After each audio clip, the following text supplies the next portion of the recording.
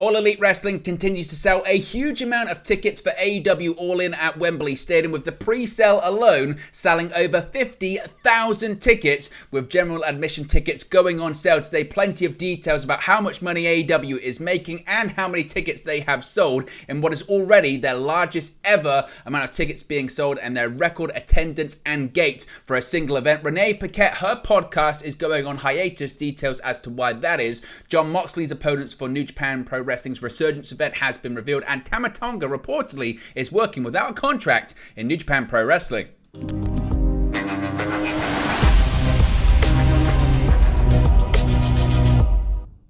Hey guys, welcome back to Wrestling News 365. Hope everyone is doing very well. As always, there are plenty of news stories to get into in the world of All Elite Wrestling, and we are going to be doing a more in-depth AEW and WWE news video today, as well as a preview for Backlash tomorrow, which we will be doing a watch-along and a post-show for. But I wanted to give a bit of an update with some small AEW news stories, particularly the biggest one of the week. That is the ticket sales for AEW All In at London's Wembley Stadium, with AEW absolutely already really smashing expectations when it comes to tickets being sold. And as of today, right now at the time of recording, the general admission tickets have just gone on sale, and already AEW is moving a significant amount of numbers for the event at Wembley Stadium. The amount of tickets sold for AEW All In at Wembley Stadium continues to climb.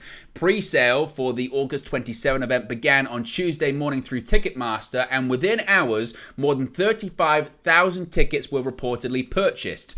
As the pre-sale starts to wind down, of course, as I mentioned, with general admission tickets going on sale today, AEW President Tony Khan yesterday provided an update on the numbers, stating that All In has now hit an impressive 50,000 tickets sold, generating a gate revenue of £5.2 million. That's $6.5 million so far. Let's have a look at what Tony Khan said on social media. He tweeted out, quote, "Thanks to the amazing support from our fans, AEW All In London at Wembley Stadium just hit 50,000 tickets sold for £5.2 million, $6.5 million.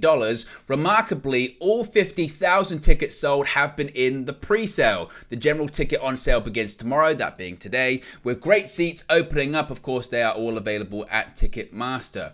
Now, when it comes to the amount of tickets sold, certainly AEW are going a long way to dispel some of the critics and naysayers about the ability to sell out or certainly move a large amount of tickets for Wembley Stadium. These numbers stand as significant not only for the financial component of All In, but also presenting a promising outlook for the number of spectators as well. As Wembley Stadium can hold a capacity of more than 90,000 fans, the pre-sales have surpassed more than half that amount.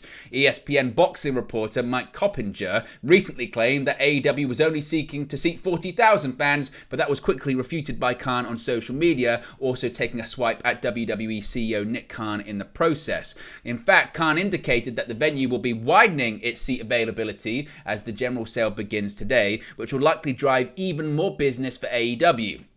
Ticketmaster's seating chart for All In appears to be almost entirely open as well, further supporting the idea that AEW may be pursuing a full capacity sellout of 90,000. It remains to be seen how the public sale will shake out, but AEW broadcaster Tony Schiavone believes AEW All In has the potential to be the largest crowd he's ever personally seen, regardless if the show reaches sellout status or not. All In, of course, also serves as the company's United Kingdom debut, as several stars, including AEW Women's Champion Jamie Hayter and Saraya, make their homecoming. It must be said as well, we're entering territory already whereby this event could be a larger crowd than any Japanese show at the Tokyo Dome for New Japan Pro Wrestling. Already, it looks like AEW will surpass WCW's largest ever attendance and their largest gate as well. So certainly record-breaking stuff for an event that is not under a WWE umbrella. Now, All In at Wembley Stadium isn't until August 27, but according to Tony Khan, as I mentioned, the ticket sales have already reached 50,000 and are climbing, more than doubling the company's previous attendance record of over 20,000 fans at Grand Slam in September 2021 at Arthur Ashe Stadium in New York. In what's already been an exceptional week for AEW, Director of Business Development Jeff Jarrett has been on media duty, and suffice to say, those in the UK couldn't be more thrilled about All In coming to Wembley. Quote, "The promoter told me yesterday that he has been told by multiple people that this is as big of an event as the United Kingdom will ever have," Jarrett said on his My World podcast. "It is their WrestleMania." Jarrett, a WWE Hall of Famer, made his AEW debut last year during the November 2nd episode of AEW Dynamite, arriving with his signature guitar and hitting Darby Allin over the head with it.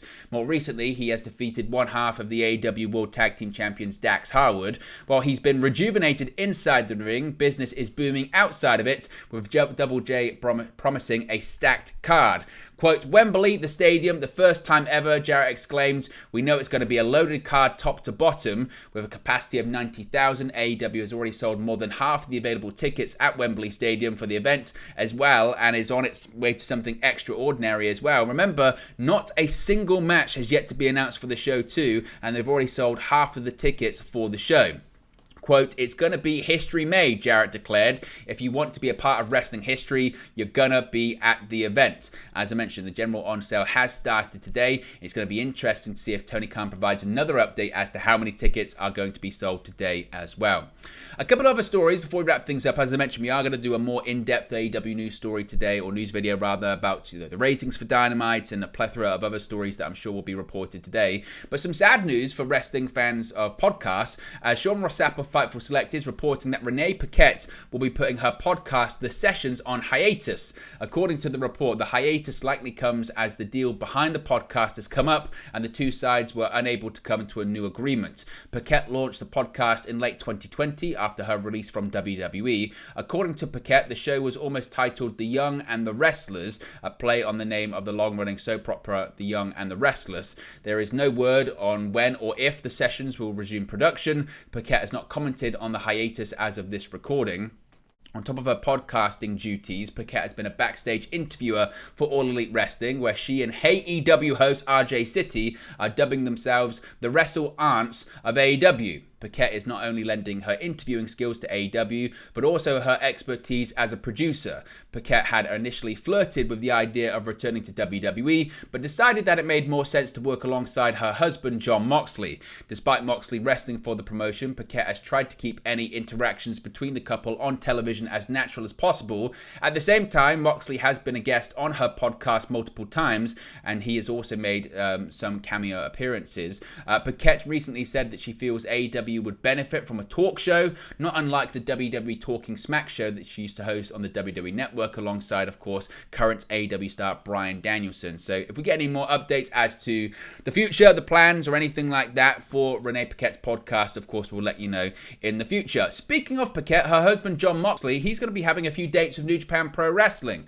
Now, New Japan Resurgence takes place on May 21st, and a top AEW stars match for the upcoming event has finally been confirmed. It was previously reported that AEW's Jon Moxley would be making his return to New Japan Pro Wrestling for the show in Long Beach, California, with a card that also features Hiroshi Tanahashi facing Will Ospreay in an IWGP US title #1 contenders tournament match, Hikuleo defending the New Japan Strong Championship against Kenta, and Mercedes Moné versus Stephanie Vacqua, along with Willow Nightingale versus Momo Kogo in the New Japan Pro Wrestling Strong Women's Championship tournament first round. Moxley will be in action in a 6-way match. As confirmed by the official New Japan Pro Wrestling Twitter account, Moxley will join Wheeler Yuta and Shota Umino to take on Kazuchika Okada, Tomohiro Ishii, and Rocky Romero in a special 6-man tag team match. The full card for New Japan Resurgence, courtesy of F4W Online, is New Japan Strong Women's Championship Tournament Finals, the IWGP United States Championship #1 Contenders Tournament match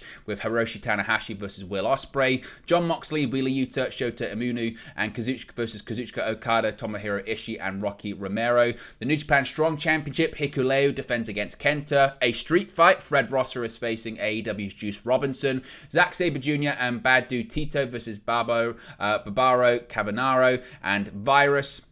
The New Japan Strong Women's Championship Tournament first round, Willow Nightingale versus Momo Kogu, and New Japan Pro Wrestling Strong Women Championship Tournament first round, Mercedes Moné versus Stephanie Vacqua, and a pre-show match, Bateman versus the DKC. So obviously a stacked card with Jon Moxley playing a big part in it.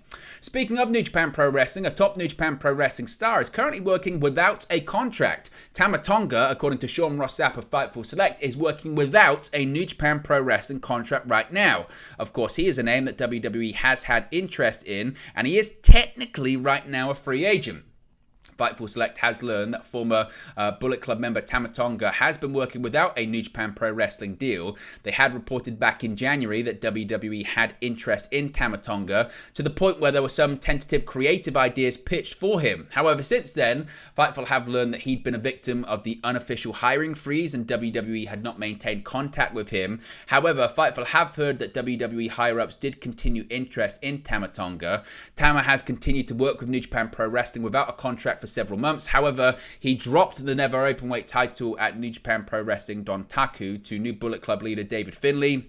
There was a stretcher job angle after that, so look, anything's possible. I mean, with WWE not hiring people right now, it's very possible he could go to AEW. There is a Bullet Club-esque faction in there, Bullet Club Gold, which we don't even really know is an official affiliate of Bullet Club, so he could join up with Jay White possibly and Juice Robinson in AEW if he wanted. He could just stay a free agent until this hiring freeze with WWE is over. We don't know. We'll have to wait and see, of course, if we get any updates on the future of Tama Tonga in New Japan Pro Wrestling, WWE, or AEW, we'll let you know. So there you go, guys. A bit of a bite-sized AEW update for you. As I mentioned, there'll be news videos for WWE and AEW also dropping later today. Plus, tomorrow, live watch-along and post-show for WWE Backlash. A big weekend here on the channel, so be sure to smash the like on the like button. Be sure to subscribe bottom right-hand corner. Remember, you can join the WN365 roster page by clicking that join button, and I'll speak to you again very, very soon.